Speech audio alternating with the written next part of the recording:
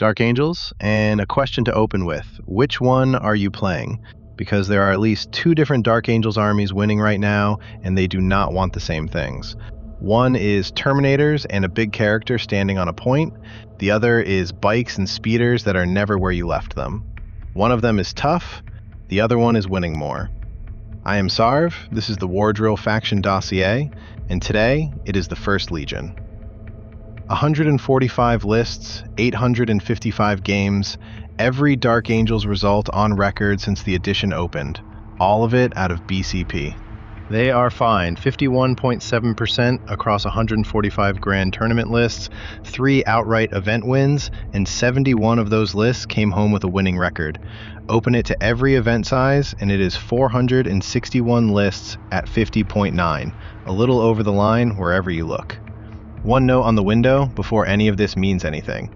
The balanced data slate landed on the 22nd of July, and this poll covers both sides of it. Before the change, 50.4. Since, 57.5. But that is 30 lists over a single weekend, so it is early rather than settled. What the data slate did was make the fast half of the army cheaper. The Lion came down 20 points. The Ravenwing Command Squad, the Darkshroud and Samael, 10 each. The Nephilim, 15. One thing went up, the Landspeeder Vengeance, by 10. Some of that is the points, and I honestly do not know how much. There are more levers now than there used to be. Force dispositions are new this edition, and that gives Games Workshop ways to move a faction without touching a single points value. Other armies change too, and your win rate is measured against them. 2 detachments carry most of the faction, and they are not performing the same. Wrath of the Rock is the most played at 26 lists. Company of Hunters with Darkflight Pursuit is one behind at 25. Now the records. Of those 25 Company of Hunters lists, 18 finish with a winning record. Of the 26 Wrath of the Rock lists, 9 did. 13 finished down, and 4 came out even. 25 lists each is not a huge sample, so before anyone writes in, that gap is not one player carrying it. 22 different people in the Company of Hunters column, 26 different people in the Wrath of the Rock column, and taking the single best run out of either barely moves the number. That is what the data supports right now, and I hope Wrath of the Rock picks up. I understand exactly why people are on it, because I am one of them. I do not really care for bikes.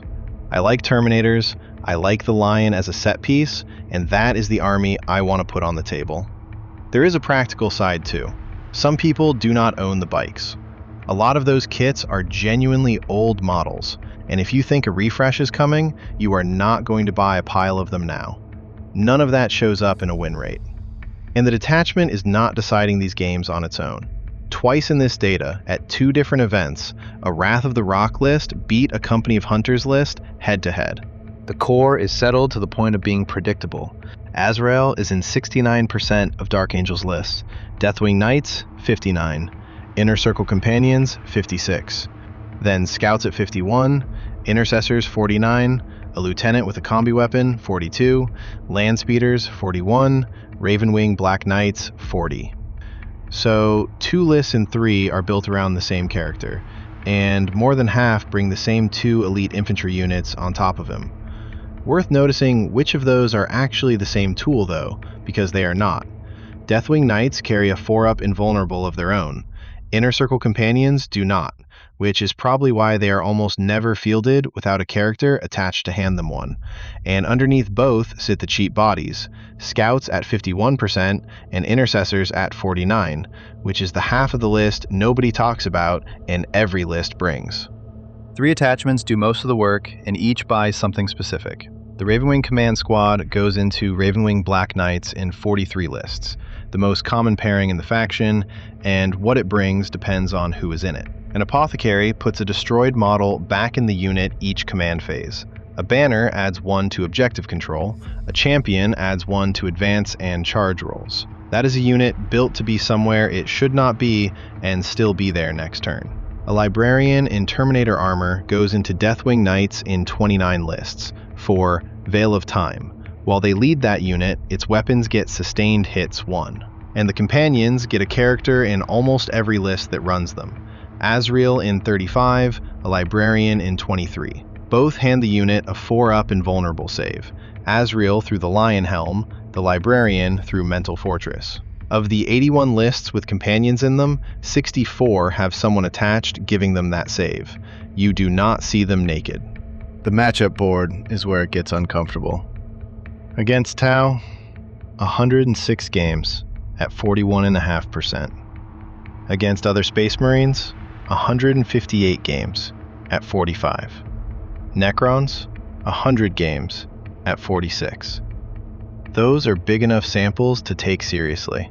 The best lane is the Guard, 82 games at 54, which is only just the right side of even.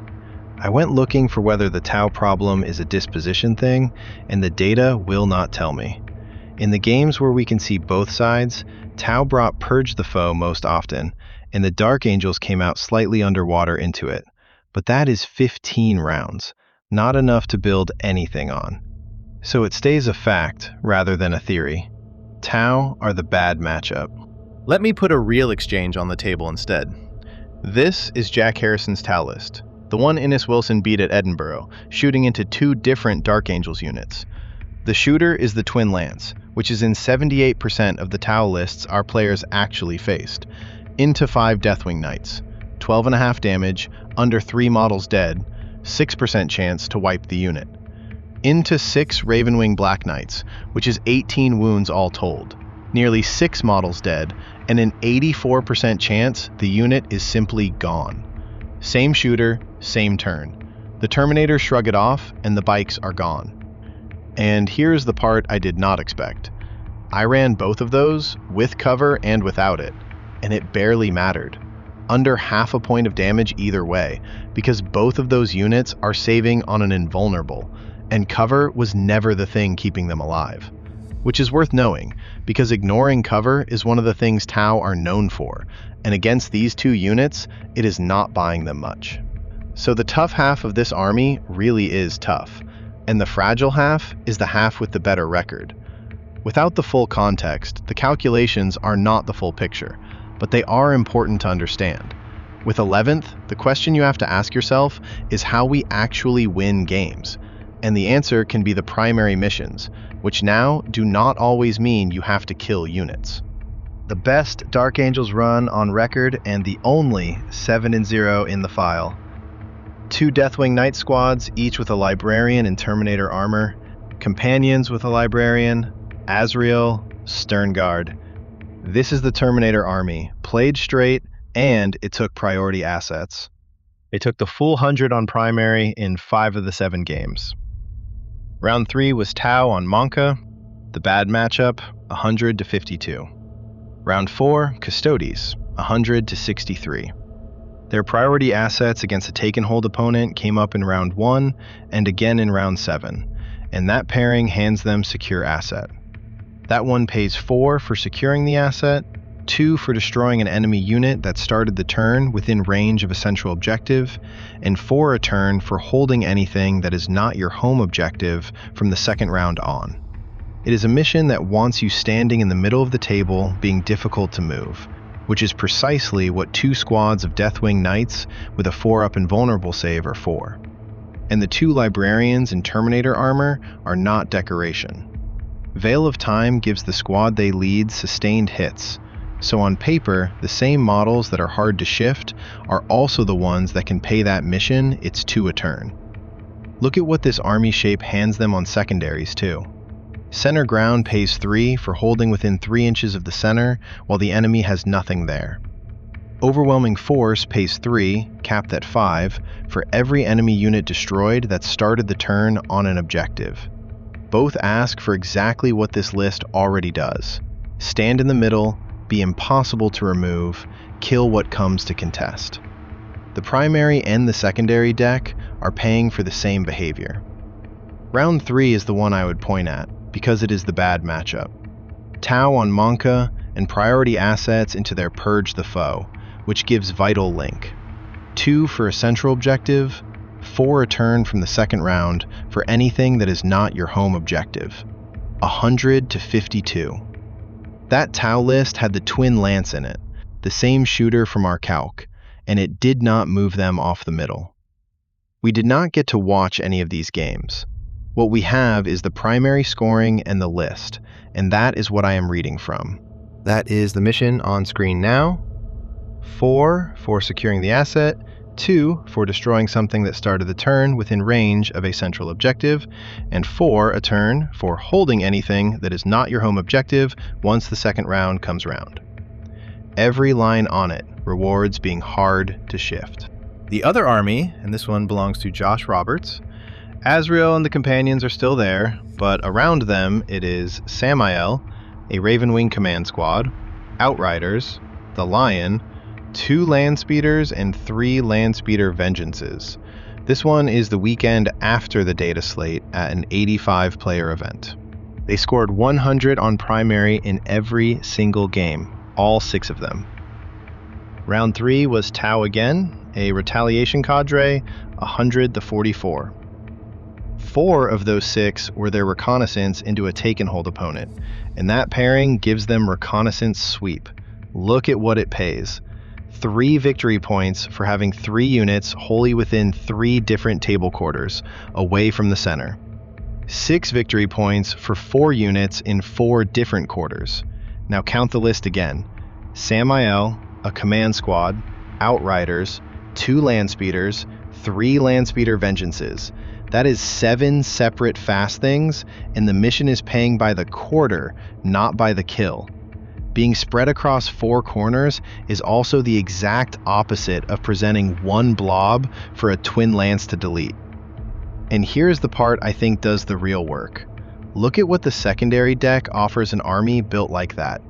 Engage on all fronts pays 2 for a presence in 3 table quarters, and more for 4, with presence defined almost the same way as the primary, wholly within the quarter, not within 6 inches of the center. Outflank pays 3 for a unit within 6 inches of a battlefield edge outside your own territory, and more for 2 units on opposite edges. Behind enemy lines pays 3 a unit, capped at 5, for sitting wholly inside the opponent's deployment zone. That is 3 different cards paying for the same thing the primary already pays for. Park a speeder in a corner, and it can score on the primary and the secondary in the same turn. That is not a list winning fights.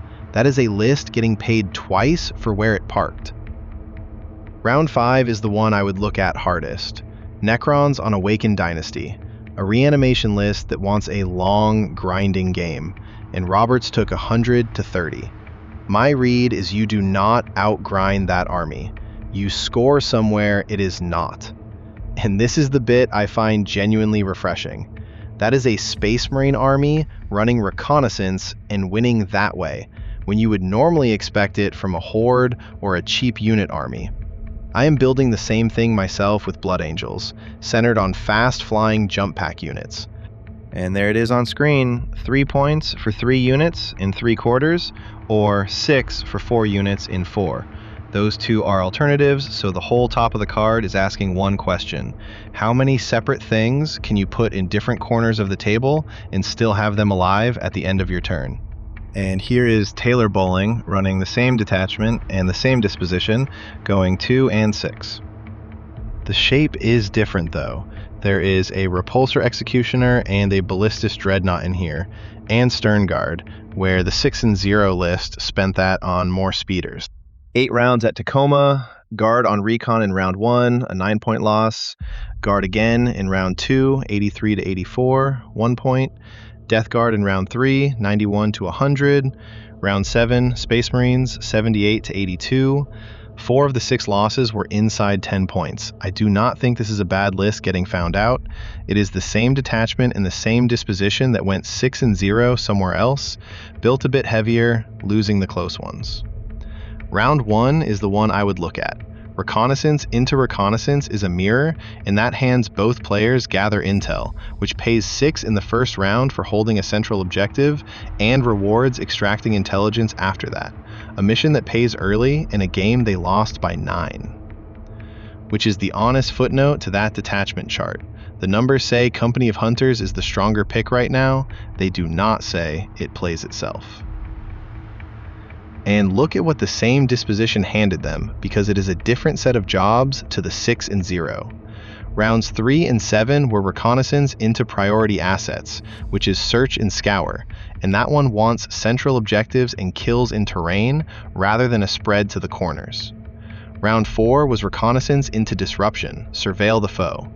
Only round 2 was the reconnaissance into take and hold pairing that gave Roberts the sweep 4 times out of 6. Same detachment, same disposition, completely different missions, because what you get is decided by what the other player picked. Your disposition is only half of that equation, and it took me a while to get my head around that. Quick word before the last bit. If this is useful, a like or a subscribe genuinely does move it, because that is most of how anyone else gets shown it. And if you would rather dig through these numbers yourself than wait for me, they are in the app. Faction stats, the weekly board, list tools, Wardrill.app, iOS and Android, links in the description. To everyone on Patreon keeping this funded, thank you. 3 things I will be watching in the Dark Angels data. Whether Wrath of the Rock closes the gap, because a lot of people are playing it, and this data slate did not put any points into it. Whether the jump since the change holds up once there is more than one weekend of it, and whether anybody solves Tau, because on this data, nobody has. Thank you to my Patreons, and especially to our Magos operators whose names are on the screen. You keep this running. So 2 armies, 1 legion, and the one that looks tougher is not the one winning more. Whichever you are playing, the missions are what pay you. Remember, test it on the table, trust your reps, and I will catch you at the next transmission. This is Sar from Wardrill, signing out.